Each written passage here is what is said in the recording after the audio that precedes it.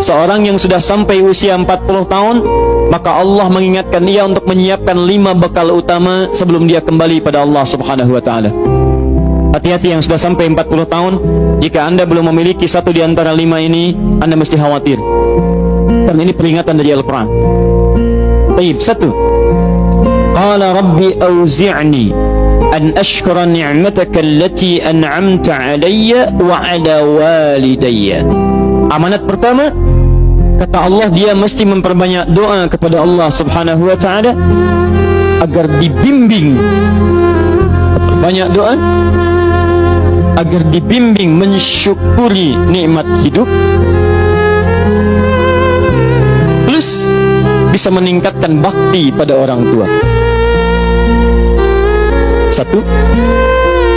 Rabbi auzi'ni an ashkura ni'mataka allati an'amta 'alayya wa 'ala walidayya. Perhatikan baik-baik.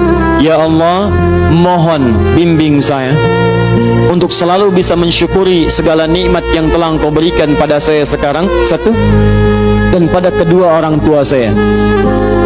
Baik, jadi kalau sudah sampai usia 40 tahun, pertama, Anda memohon doa kepada Allah untuk dibimbing terus bersyukur kepada Allah. Ini yang mau saya tegaskan. Lihat baik-baik. Apa itu syukur? Tidak ada makna lain dari syukur yang tertuang dalam Al-Quran dan hadis kecuali ungkapan kebahagiaan atas nikmat yang Allah berikan kepada kita dengan cara menggunakan nikmat itu sesuai dengan fungsi yang telah Allah tetapkan. Misal, kita akan bersyukur dengan nikmat penglihatan mata. Anda diberikan 40 tahun dalam hidup, mata masih bisa melihat. Bagaimana mensyukuri nikmat mata? Kalau Anda ingin syukuri nikmat mata, maka yang paling singkat, gunakan nikmat mata ini sesuai dengan peruntukan yang telah Allah tetapkan. Fungsi yang telah Allah tetapkan. Apa fungsi mata? Masih ingat? Melihat yang baik-baik. Quran surah ke-24 ayat 30 untuk laki-laki, ayat 31 untuk perempuan. Qul lil mu'minina yaghuddu min absarihim. Katakan pada pria-pria yang merasa punya iman. Dengan iman itu dia yakin dengan akhirat. Wabil akhirati hum yuqinun. Karena yakin dengan akhirat dia sadar akan pulang dan dia tahu nikmat matanya akan ditanya oleh Allah Subhanahu wa taala. Katakan pada pria-pria yang yakin bahwa matanya akan ditanya oleh Allah. Quran surah ke-17 ayat 36. Innas sam'a wal basara wal fuada kullu ulaika kana anhu mas'ula. Setiap pendengaran Anda, penglihatan Anda, plus apa yang Anda fikirkan, satu saat akan ditanya, dipertanggungjawabkan di hadapan Allah Subhanahu wa taala. Karena itu kata Allah, katakan pada orang-orang yang yakin dengan itu semua, ghuddu min absarihim, matanya hanya boleh melihat yang baik-baik saja. Yang tidak baik palingkan. Ibu juga sama, ayat 31-nya. Wa kullil mu'minati yaghdudna min absarihinna. Katakan pada perempuan yang merasa yakin dengan Allah, yakin akan pulang, yakin akan ditanya, matanya hanya boleh melihat yang baik-baik saja menurut Allah. Yang tidak baik palingkan.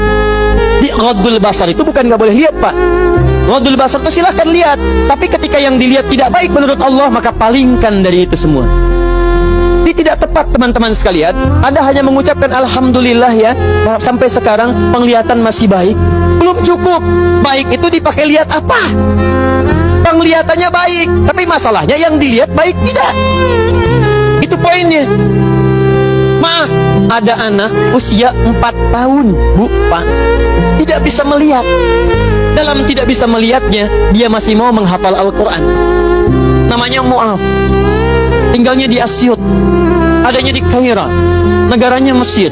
Matanya nggak bisa lihat, tapi dia sampaikan pada bapaknya, Pak, saya ingin menghafal Quran. Saya ingin menghafal Quran. Kata bapaknya, kamu yakin? Saya yakin. Baik, keluarga sederhana, punya cuman motor yang sangat luar biasa tidak bagusnya. Dimodifikasi dashboardnya, menempuh jarak kisaran 20 km. Datang pada syekhnya, bapaknya kemudian membonceng, muadnya di belakang. Teman-teman sekalian, setiap berangkat datang pada syekh, dapat hafalan baru, bapaknya tulis ayatnya, disimpan di dashboardnya. Di jalan lihat ke sini, lihat ke jalan, lihat ke sini, lihat ke jalan. Mu'adz bacakan ayatnya, bapaknya mendengarnya. Secara singkat, tiba-tiba setelah itu fasenya berakhir, jadilah anak ini hafal Quran. Yang ngantar belum hafal Quran, yang diantar nggak bisa lihat hafal Quran. saking mudahnya Al-Quran, yang nggak bisa lihat bisa hafal Quran. Tapi bapaknya dapat pahala dari transferan anaknya. Perhatikan baik-baik. Begitu dibacakan Qurannya, bagus makhrajnya, viral kisahnya. Begitu viral di Timur Tengah, datang reporter mau wawancara. Pertanyaan pertama, kalau Adinda diperkenankan oleh Allah untuk bermohon saat ini, apa yang mau dimohonkan kepada Allah? Reporter ini mengira dia akan meminta doa seperti ibunda Imam Al-Bukhari bermohon kepada Allah supaya Al-Bukhari disembuhkan dari butanya. Bu, Pak, Imam Al-Bukhari itu dulu buta. Butanya permanen. Dilahir 2 tahun ayahnya meninggal, 4 tahun buta permanen. Nanti ada satu kejadian di situ, yang dengan kejadian itu ibunya berdoa kepada Allah, anaknya menghafal Quran sampai di surat Qaf, ya, ayat ke-22. Anaknya murajaah ayat, ibunya memohon kepada Allah sambil menangis, sambil tertidur, sampai tertidur. Disitulah kemudian terjadi sesuatu yang luar biasa. Seketika Allah sembuhkan Al-Bukhari kecil, matanya bisa melihat kembali. Karena kajian kita bukan di sini, lain waktu nanti saya terangkan. Anda yang punya kitab Fathul Bari, Syarah Sahih Al-Bukhari, beli jilid pertama, kitab Muqaddimah, halaman 634, paling kiri, paragraf yang ketiga, baris 1 sampai dengan 9.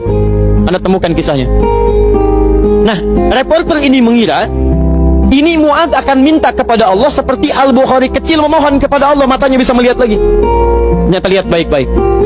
Kalau saya diperkenankan bermohon kepada Allah dan permohonan saya dikabulkan, maka pertama saya akan mohon kepada Allah untuk tetap membutakan mata saya sampai dengan kiamat.